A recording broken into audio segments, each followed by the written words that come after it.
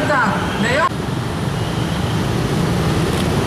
Kita melihat baru-baru ini dikelola dengan benar akan Indonesia ini khususnya itu tidak lain dan tak bukan karena pemerintah hidup dalam keadaan miskin di tengah-tengah melimpah ruah. Wakil rakyat yang kita percayakan nasib kita pada mereka di harga murah. Awas kena Undang-Undang Migas tahun 2001 nomor 22 dengan kepada asing dengan harga murah 30 US dollar.